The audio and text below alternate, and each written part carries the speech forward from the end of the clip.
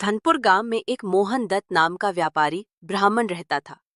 वो बड़ा पहुंचा हुआ, चालाक और चतुर ब्राह्मण माना जाता था। सारे वेद, पाठ पुराणों का ज्ञानी मोहन दत्त, लेकिन दुनियावी बातों में बड़ा भोला था। जो कोई भी कुछ कह देता वो उस पर जल्दी विश्वास कर लेता। एक बार मोहन दत्त बकरी का बच्चा खरीदने दूसरे गांव की ओर निकले। सोचा, वहां से एक अच्छा बकरी का बच्चा लेकर आऊंगा और फिर बाजार में बेचकर अच्छा लाभ कमाऊंगा। इस उम्मीद से वो दूसरे गांव की तरफ निकल पड़े। रास्ते में गांव के एक आदमी रामकिशन से मिले और बोले,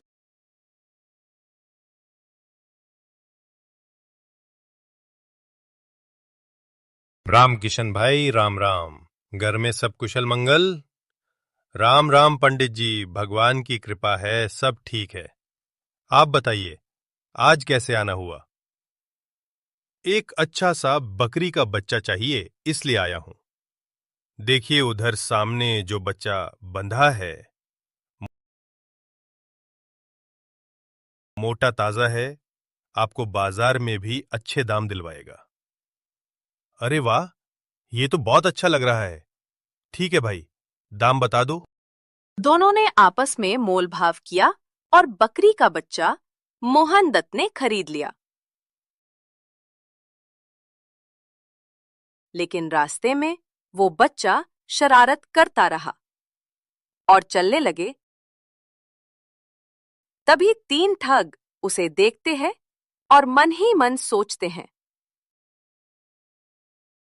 कैसे इस पंडित से बकरी का बच्चा हथियाया जाए और फिर बाजार में बेचकर अच्छा मुनाफा कमाया जाए। एक दूसरे के कान में फुसफुसाकर निकल जाते हैं।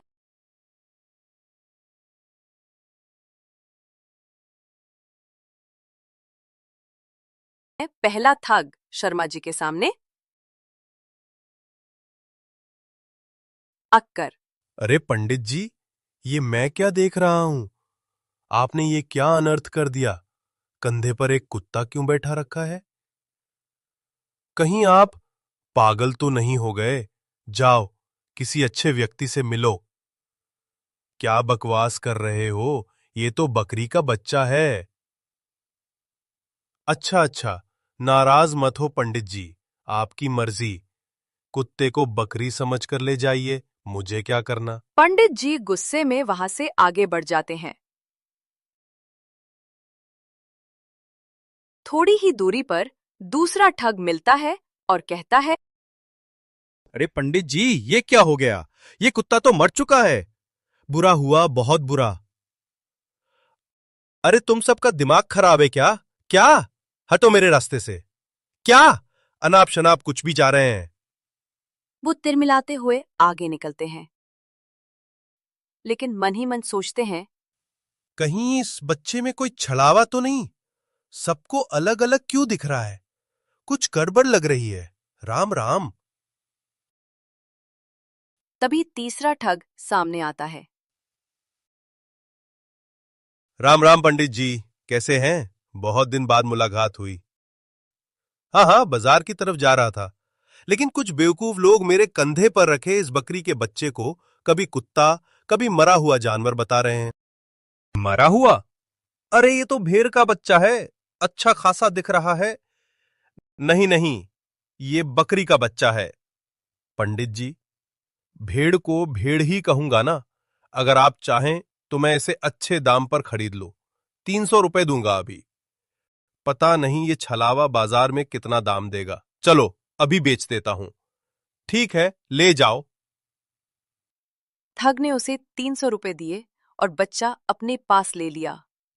पंडित जी पैसे लेकर आगे बढ़ गए।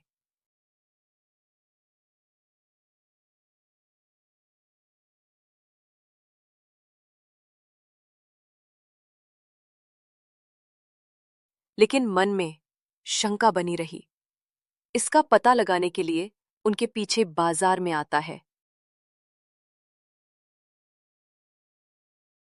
थोड़ी देर बाद बाजार में जाकर उन्होंने देखा कि तीनों ठग साथ खड़े हैं और उसी बकरी के बच्चे को ऊंचे दामों पर बेच दिया है।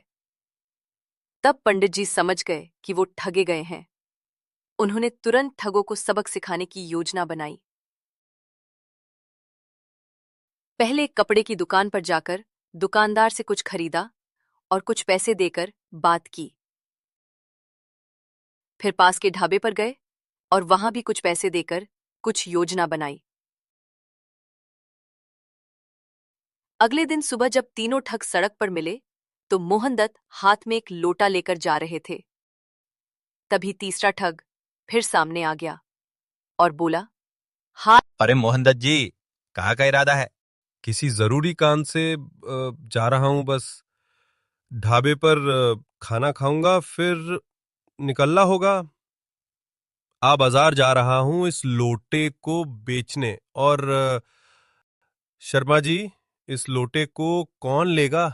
भला ये कोई ऐसा वैसा लोटा नहीं कि हमारा पुश्तैनी जादुई लोटा है। मैं तुम तीनों को आज लोटे के जादुई पानी के बारे में बताता।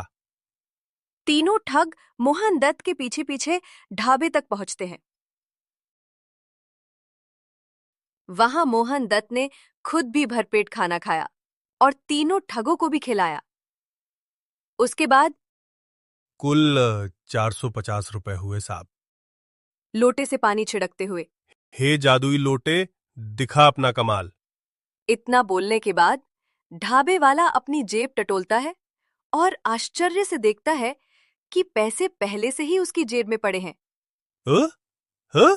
ये देखकर तीनों ठग दंग रह जाते हैं और सोचने लगे कि ये कपड़ों की दुकान पर गए और आपके लिए कपड़े लिए, फिर पैसे ना देकर अपने जादुई लोटा का कमाल दिखाया। इस बार तीनों ठगों को विश्वास हो गया कि लोटा सच में जादुई लोटा ही। मोहन दत्त जी, ये लोटा हमें बेच दीजिए। हम 500 रुपए देंगे। नहीं भाई, 500 में नहीं, कम से कम 5,000 रुपए चाहिए। थोड़ी सलाह मशविरा कर तीनों ठग 5,000 रुपए देने को तैयार हो जाते हैं। मोहनदत्त पैसे लेकर लोटा बेच देते हैं और वहां से चले जाते हैं। ठग बहुत खुश होकर मिठाई की दुकान पर जाते हैं और जी भरकर मिठाइयां खाते हैं। दुकान वाला पैसा मांगता लोटे में पानी लेकर इसके ऊपर छिड़क देते हैं। दुकान वाला गुस्सा हो जाता है। ये क्या मजाक है? पैसे निकालो तुरंत। अरे अपनी जेब देखो, पैसे आ गए होंगे। गुस्से में दुकानदार और आसपास के लोग तीनों ठगों की जमकर पिटाई कर देते हैं। ठग मुंह लटकाए चुपचाप वहां से निकल जाते हैं।